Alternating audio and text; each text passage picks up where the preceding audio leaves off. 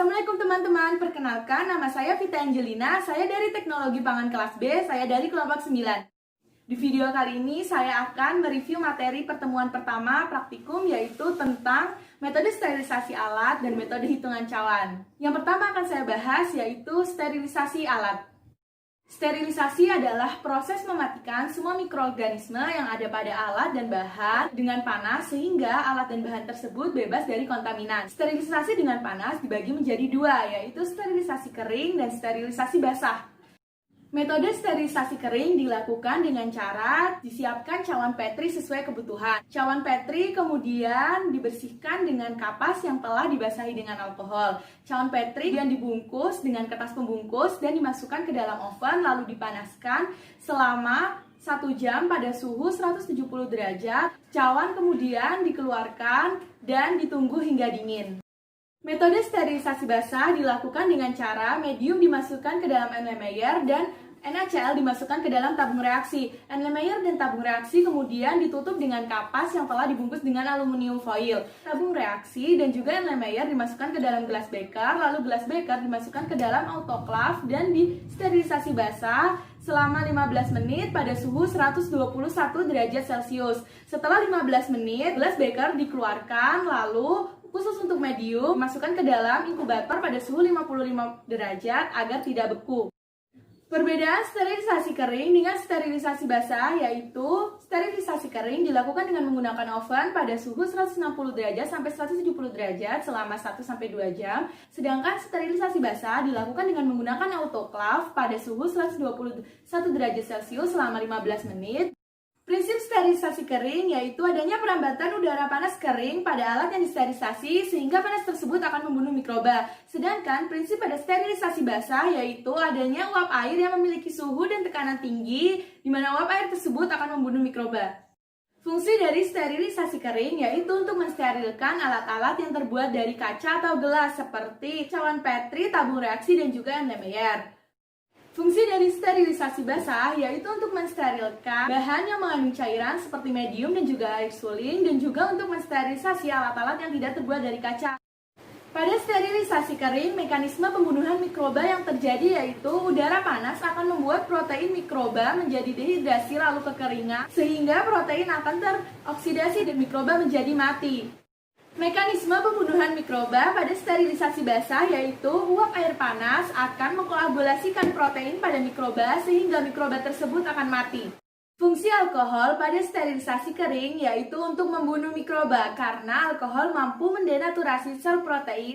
Peralatan yang akan disterilisasi kering perlu dibungkus menggunakan kertas dengan tujuan untuk menghindari adanya kontaminasi setelah dikeluarkan dari oven dan juga saat pendinginan. Peralatan yang akan disterilisasi basah dibungkus dengan menggunakan aluminium foil untuk menghindari adanya kontaminasi setelah dikeluarkan dari autoclave. Fungsi kapas yang dilapisi kain kasar dan aluminium foil yaitu untuk menjadi penutup bagi Erlenmeyer dan juga tabung reaksi sehingga tidak ada udara masuk ke dalam medium. Fungsi tekanan 2 atmosfer pada autoclave yaitu untuk meningkatkan suhu dikarenakan suhu air mendidih maksimal hanya 100 derajat Celcius. Oleh karena itu perlu ditingkatkan menjadi 2 atm sehingga mampu tercapai suhu 121 derajat Celcius. Fungsi masker pada saat melakukan percobaan yaitu untuk menghindari adanya kontaminasi yang berasal dari pekerja. Peralatan yang disterilisasi kering tidak dapat disterilisasi basah dikarenakan peralatan yang sterilisasi secara kering merupakan alat-alat yang tidak efektif jika disterilisasi menggunakan uap air.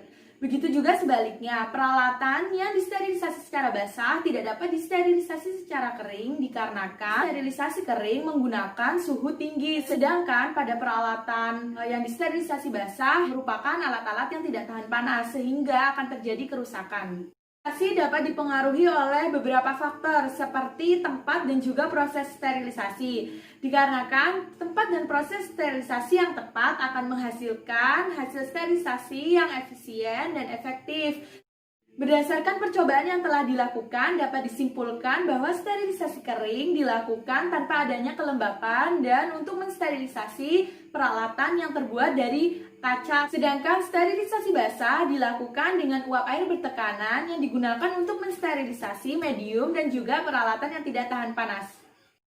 Materi selanjutnya yang akan saya bahas yaitu metode hitungan cawan. Metode hitungan cawan dilakukan dengan cara disiapkan medium PDA terlebih dahulu dengan dilarutkannya 39 gram bubuk PDA dalam 1 liter air dalam Erlenmeyer. Erlenmeyer kemudian dipanaskan di atas hot plate dan diaduk menggunakan stirrer hingga homogen. Setelah homogen, medium kemudian disterilisasi basah dengan autoclave. Setelah disterilisasi, medium ditunggu agak dingin sebelum digunakan. Pengujian metode hitungan cawan dilakukan dengan cara sampel susu diencerkan hingga pengenceran tingkat 10 pangkat min 6. Kemudian pencawanan dilakukan pada 3 tingkat pengenceran yang terakhir. Setelah itu, medium dimasukkan ke dalam cawan dan digoyangkan membentuk angka 8 hingga homogen. Proses pencawanan dilakukan di dalam laminar airflow dan didekatkan dengan bunsen agar terhindar kontaminasi. Setelah itu, cawan diinkubasi pada suhu 37 derajat Celcius selama 72 jam. Berdasarkan percobaan yang telah dilakukan, didapatkan hasil yaitu jumlah koloni bakteri pada sampel susu yang disimpan pada suhu ruang lebih banyak daripada yang disimpan pada suhu dingin. Dikarenakan pada suhu ruang bakteri mampu tumbuh optimal, sedangkan pada suhu dingin pertumbuhan bakteri akan terhambat. Bakteri mulai melakukan pertumbuhan pada masa inkubasi 1x24 jam dikarenakan pada masa tersebut bakteri mencapai fase lak, yaitu fase saat bakteri melakukan adaptasi dalam media tumbuh. Jumlah koloni bakteri pada masa inkubasi 2x24 jam mengalami peningkatan menjadi 2 kali lipat pada kedua sampel dikarenakan pada masa tersebut bakteri mencapai fase logaritma, yaitu fase saat pertumbuhan bakteri menjadi 2 kali lipat. Jumlah koloni bakteri pada masa inkubasi 3x24 jam pada kedua sampel mengalami penurunan dikarenakan pada masa inkubasi tersebut bakteri mencapai fase stasioner akhir dan menuju fase kematian sehingga jumlah bakteri yang mati akan lebih banyak daripada bakteri yang hidup. Bakteri yang umumnya ditemukan pada susu dikategorikan menjadi dua, yaitu bakteri patogen seperti Salmonella, Escherichia coli, dan juga Staphylococcus, dan bakteri pembusuk yaitu Bacillus, Micrococcus, dan Pseudomonas. Total plate count atau TPC adalah suatu metode yang digunakan untuk menghitung jumlah koloni bakteri yang tumbuh pada medium agar. Standar plate count atau SPC adalah standar yang digunakan dalam menganalisis dan memilih data dalam perhitungan jumlah koloni pada cawan Petri. Prinsip hitungan cawan yaitu ditumbuhkannya sel mikroba sehingga sel mikroba tersebut akan tumbuh dan berkembang menjadi sebuah koloni yang dapat diamati dengan mata tanpa menggunakan mikroskop. Satuan yang digunakan dalam hitungan cawan yaitu CFU per mili dikarenakan satuan tersebut menunjukkan banyaknya koloni yang tumbuh tiap mililiter sampel. Potato dextrose agar atau PDA adalah salah satu medium yang terbuat dari kentang yang dapat digunakan untuk menumbuhkan berbagai jenis mikroba seperti bakteri, fungi, cendawan, serta sel makhluk hidup. Percobaan ini menggunakan medium PDA dikarenakan medium tersebut memiliki banyak sumber karbohidrat, vitamin, gula, dan energi yang mana komponen tersebut sangat dibutuhkan dalam pertumbuhan mikroba. Pembuatan medium diaduk dengan menggunakan stirrer dan dipanaskan pada hot plate dengan suhu 70 derajat bertujuan agar medium menjadi homogen dan tercampur rata.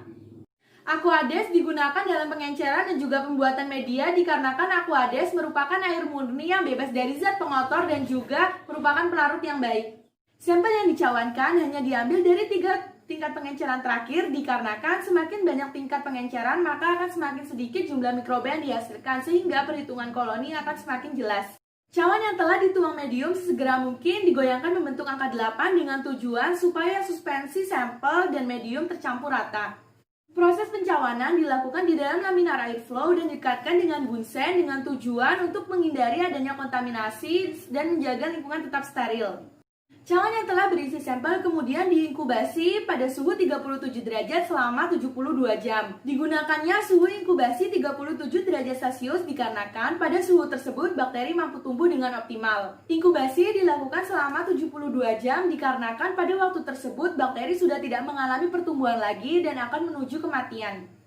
Berdasarkan percobaan yang telah dilakukan dapat disimpulkan bahwa perlakuan penyimpanan berpengaruh terhadap jumlah bakteri pada susu. Jumlah bakteri pada susu yang disimpan pada suhu ruang lebih banyak dibandingkan yang disimpan pada suhu dingin, dikarenakan bakteri mampu tumbuh optimal pada suhu ruang. Sekian review materi praktikum pertemuan pertama. Semoga apa yang saya sampaikan dapat bermanfaat bagi teman-teman semua. Terima kasih. Wassalamualaikum warahmatullahi wabarakatuh.